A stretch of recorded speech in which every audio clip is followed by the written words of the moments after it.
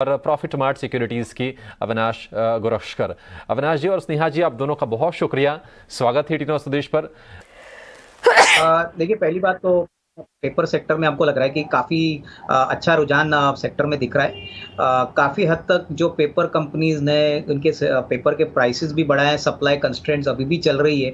तो मेरा मानना है कि देखिए, इन्होंने साल भर का ये स्टॉक पकड़ के रखा है। अगले 6-8 महीने अगर ये होल्ड करते हैं, तो मुझे लग रहा है कि अगले साल that is FY 24 paper companies के लिए काफ़ी अच्छा होना चाहिए। हमारा मानना है कि not only March quarter Emami paper के लिए, लेकिन इवन आने वाला साल इनके लिए बहुत volume as well as price realisation से काफ़ी अच्छा होगा। तो कंटिन्यू टू होल्ड, मुझे लग रहा है कि यहाँ से भी अच्छी बढ़त होगी, लेकिन थोड़ा सा पेशेंस की ज़रूरत है। पेपर सेक्टर इकोनॉमी ड्रिवन है और जिस प्रकार से अभी प्राइस इंप्रूवमेंट्स हो गए हैं पेपर के प्राइसेस में, इसका फ़ायदा कंपनी को ज़रूर मिलना चाहिए। तो होल्ड करने की राय यहाँ पे मेरे ख्याल से लॉस में मत बेचिए, और 6-8 महीने अगर होल्ड करते हो तो अच्छा प्राइस रिस्क रिवॉर्ड मिल सकता है। देखिए अभिषेक जी, मुझे लग रहा है कि देखिए मिर्जा इंटरनेशनल अगर इन्होंने खरीदा है, तो इनका अगर पहले की होल्डिंग है तो इनको मेरे ख्याल से डीमर्जर का फायदा मिलना चाहिए, क्योंकि इनकी एक सब्सिडरी थी रेड टेप, जो बेसिकली ब्रांडेड शूज़ में काफ़ी वेल नोन प्लेयर है। तो अगर इनके पास पहले के शेयर्स है तो ऑब्वियसली इनको फ़ायदा मिलना चाहिए, क्योंकि अभी रेड टेप सेपरेटली लिस्ट होने वाला है। तो मेरे ख्याल से मिर्जा इंटरनेशनल के मैनेजमेंट ने ये वैल्यू अनलॉकिंग इसलिए की थी, क्योंकि उनको उनकी ओवरऑल जो प्रोडक्ट स्ट्रेटजी है वो बेसिकली अलग कंपनी से करनी थी। तो Mirza international on stand alone basis भी ग्रो करेगा, बट ज़्यादा ग्रोथ आपको रेड टेप के बिजनेस में मिलेगा, जो एक ब्रांडेड बिजनेस है। तो मेरे ख्याल से यहाँ पे नजरिया कम से कम 6 to 12 मंथ्स का रखिए, क्योंकि कहीं ना कहीं मुझे लग रहा है कि रेड टेप में इनका स्टेक भी रहेगा, लेकिन ओवरऑल डायरेक्टली इनके पास अगर रेड टेप के शेयर्स है तो इनको ज़्यादा फायदा होना चाहिए, जो बहुत ही जल्दी लिस्ट होने वाले हैं।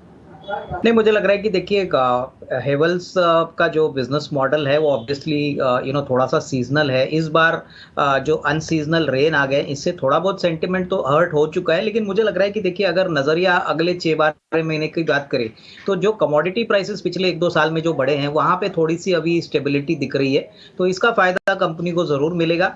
मेरे ख्याल से देखिए हेवल्स एक ऐसी कंपनी है जिसका कैपिटल एलोकेशन बहुत ही स्ट्रांग है, डेट पोजिशन भी बहुत ना के बराबर है। तो मेरे ख्याल से अगर नजरिया 6 to 12 मंथ्स का है, तो यहाँ पे डेफिनेटली एक कॉन्ट्रा ट्रेड बन सकता है किसी को अगर निवेश करना है, क्योंकि कंपनी बहुत दिग्गज है, अच्छे ब्रांड्स कंपनी पोजीशन करती है, और काफी हद तक इनका ज्योग्राफिकल रीच और डिस्ट्रीब्यूशन बहुत अच्छा है। तो मैं समझता हूँ कि ऐसे शॉर्ट टर्म व्यू लेके नहीं, but slightly medium to long term view करके डेफिनेटली इसमें एक अच्छा निवेश का मौका बन सकता है, बट थोड़ा नजरिया थोड़ा लंबा रखना है।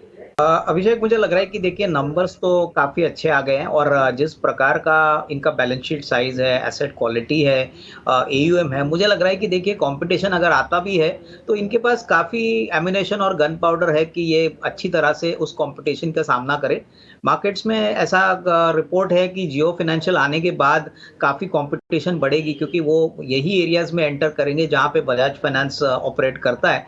लेकिन मेरा मानना है कि अगले 1.5-2 साल का अगर कोई नजरिया लेता है, तो इसमें कोई डाउट नहीं कि बजाज फाइनेंस का जो फ्रेंचाइज है वो बहुत ही स्ट्रांग है, और कहीं ना कहीं मेरे ख्याल से कंपटीशन में मार्जिन प्रेशर आ सकता है, बट इसमें कोई डाउट नहीं कि जो इंक्रीमेंटल कस्टमर एडिशंस है वो बजाज फाइनेंस के लिए काफ़ी स्ट्रांग रहेंगे। तो जिनका 1.5-2 साल का नजरिया है वही यहाँ पे निवेशित रही है। ऐसा नहीं कि कंपनी में कोई वॉलेटिलिटी नहीं आएगी, बट लॉन्ग टर्म में अभी भी लगता है कि रिस्क रिवॉर्ड काफ़ी अट्रैक्टिव है। पहली बात तो इन्होंने 20 रुपए में स्टॉक लिया है, और उन्होंने कहा है कि 95 रुपीज में इन्होंने प्रॉफिट बुक किया है। तो इसका मतलब है कि उन्होंने उनका पूरा कैपिटल जो है वो ऑलरेडी रिकवर कर लिया। अभी जो बैलेंस 100 शेयर है वो तो इनके लिए मुफ्त के शेयर्स है। तो यहाँ पे पोजीशन होल्ड करिए, क्योंकि देखिए अभी तो नवरत्ना स्टेटस कंपनी को मिली है। कंपनी की ऑर्डर बुक भी बहुत स्ट्रॉन्ग है, इनफैक्ट काफी लेटेस्ट ऑर्डर्स में करीबन 1,500-2 हजार की एडिशन हो गई है। करंटली हमको लग रहा है कि ऑर्डर बुक करीबन 67-68,000 करोड़ है, जो हमको लग रहा है कि आने वाले 1.5-2 साल के लिए रेवेन्यू विजिबिलिटी बहुत शानदार दिखाएगी। तो यहाँ से भी डेफिनेटली अच्छी खासी बढ़त की पॉसिबिलिटी, लेकिन जैसे कि सभी को पता है कि स्टॉक में बहुत बड़ी तेजी एक छोटे समय में देखने को मिली है, तो थोड़ा सा मुनाफा वसूली का एक ट्रेंड स्टॉक में जरूर देखने को मिलेगा। लेकिन नजरिया 6 से 12 महीने है, तो इसमें जरूर अच्छी रिस्क रिवॉर्ड मिलेगी। तो यहाँ पे बैलेंस 100 शेयर जो अभी इनके पास मुफ्त है, वो यहाँ पे होल्ड करने की राय रहेगी। ये मुझे लग रहा है कि देखिए अभी तो ये होल्ड कर सकते हैं, बट मेरे हिसाब से अभी कम से कम अगले 6-8 महीने इनको होल्ड करना चाहिए, क्योंकि देखिए सेल ने एक अच्छा काम पिछले साल जो किया है वो है ये है कि इन्होंने कर्जा काफी बैलेंस शीट से कम कर दिया है। और जिस प्रकार से डोमेस्टिक मार्केट स्टील के लिए बढ़ रहा है, इंफ्रास्ट्रक्चर स्पेंडिंग हो रही है, तो इसका फायदा कंपनी को जरूर मिलेगा। लेकिन बड़ा ट्रिगर सेल को तब मिलेगा जब ग्लोबली मेटल के प्राइसेस चढ़ने लगेंगे, जो अभी तक चले नहीं है। चाइना का जो बाइंग है ग्लोबल मेटल मार्केट में वो अभी भी थोड़ा सा कम दिख रहा है। तो 6 से 8 महीने का अगर ये नजरिया होल्ड करते हैं तो नॉट ओनली इनकी कॉस्ट प्राइस बट अच्छी खासी कमाई इनको मिलेगी, तो यहाँ पे होल्ड करने की राय। नहीं, कंपनी अच्छी है। इनफैक्ट देखिए इलेक्ट्रॉनिक मार्ट का आईपीओ बहुत ही सिग्निफिकेंटली वो सब्सक्राइब हो चुका था, और ये बेसिकली इलेक्ट्रॉनिक के शोरूम चलाते हैं, काफी वेल नोन ब्रांड है। मेरे ख्याल से अगर नजरिया कम से कम 6 to 12 मंथ्स है तो यहाँ पे होल्ड कर सकते हैं, क्योंकि देखिए नई कंपनी है, कंपनी के जो मार्च तिमाही के रिजल्ट्स आएंगे उसके बाद बिजनेस कमेंट्री आएगी। लग तो रहा है कि ये बिजनेस काफी अच्छी तरह से कंज्यूमर ड्यूरेबल्स का होना चाहिए। प्लस मैनेजमेंट कमेंट्री भी पिछली बार काफी पॉजिटिव थी। तो मेरे ख्याल से नजरिया 6 to 12 मंथ्स का रखिए, और यहाँ से निवेश के हिसाब से इसमें होल्ड करिए। हो सकता है कि शॉर्ट टर्म व्यू अगर कोई पूछ रहा है तो वो इसमें कोई बड़ी बढ़त ना आए, लेकिन 6 से 12 महीने में अच्छा रिस्क रिवॉर्ड पॉसिबल लग रहा है। मेरे ख्याल से देखिए नंबर्स जो कल चौथे तिमाही के आ गए बहुत ही शानदार नंबर थे। हर पैरामीटर पे कंपनी ने बहुत अच्छे नंबर्स डिक्लेयर किए और आउटलुक भी काफी स्ट्रांग है। मेरे हिसाब से देखिए अगर किसी को खरीदना है तो थोड़ा सा मार्केट को करेक्ट होने दीजिए, स्टॉक को थोड़ा सा हल्का होने दीजिए। रिजल्ट्स के बाद आज स्टॉक 6-7% ऑलरेडी ऊपर खुला है। मेरे ख्याल से अगर थोड़ा सा स्टॉक में करेक्शन आता है और निचले लेवल पे स्टॉक मिलता है तो रिस्क रिवॉर्ड काफी अच्छा रहेगा, क्योंकि जो बिजनेस में चोला फाइनेंस ऑपरेट करता है, मेरे ख्याल से यहाँ पे कमर्शियल व्हीकल्स, कंज्यूमर ड्यूरेबल्स, ये सारी जो सेगमेंट्स है यहाँ पे इनकी काफी अच्छी लीडरशिप साउथ मार्केट में है। आगे भी ग्रोथ नंबर्स अच्छे आएंगे ऐसे अनुमान है।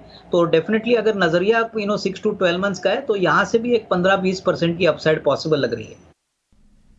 देखिए मुझे लग रहा है कि आईडीएफसी एक होल्डिंग कंपनी है और इनका करीबन 40 या 45% आईडीएफसी फर्स्ट बैंक में होल्डिंग है। अभी रिपोर्ट्स तो कंफर्म नहीं है, लेकिन ऐसा माना जा रहा है कि आईडीएफसी फर्स्ट बैंक में मर्ज होगी, ताकि आईडीएफसी फर्स्ट बैंक को और थोड़ा बेनिफिट रिवर्स मर्जर का मिलेगा। तो मेरे ख्याल से देखिए जिस प्रकार का ग्रोथ आईडीएफसी फर्स्ट बैंक में दिख रहा है, एसेट क्वालिटी भी ठीक ठाक हो रही है, इनका कासा भी करीबन 51-52% हो चुका है, प्लस प्रॉफिटेबिलिटी का ट्रेंड बहुत स्ट्रांग दिख रहा है, तो डेफिनेटली इसका फायदा आईडीएफसी के शेयर होल्डर्स को भी मिलना चाहिए। नजरिया कम से कम 12-15 महीने का रखिए, क्योंकि देखिए ये शेयर काफी एक स्लो मूवर है, और जैसे ये मर्जर का खबर फाइनली अप्रूव होता है, इसकी प्रक्रिया शुरू होती है, तभी आपको एक अच्छी रीरेटिंग आईडीएफसी के शेयर में देखने को मिलेगी। तो तब तक मेरे ख्याल से इनको होल्ड करना चाहिए, थोड़ा सा पेशेंस रखिए, क्योंकि इन द शॉर्ट टर्म हो सकता है स्टॉक थोड़ा स्लोली मूव करे, बट ऊपरी लेवल में मुझे लग रहा है कि अच्छी खासी कमाई यहाँ पे हो सकती है। देखिए मुझे लग रहा है कि आईआरसीटीसी की जो बिजनेस मॉडल है वो तो काफी स्ट्रांग है। देखिए शेयर थोड़ा स्लोली जरूर चल रहा है, लेकिन हमको ये भी बात भूलना नहीं चाहिए कि इनके पास जो इंटरनेट टिकटिंग बिजनेस है वो बहुत ही प्रॉफिटेबल है। रेलवेज का जो ट्रैफिक वॉल्यूम है वो अभी नॉर्मल हो चुका है पोस्ट कोविड के बाद, और अभी ये अफोर्डेबल होटल्स में भी एंटर कर रहे हैं, प्लस काफी हद तक ये डेट साइड के ऊपर काफी कंफर्टेबल है।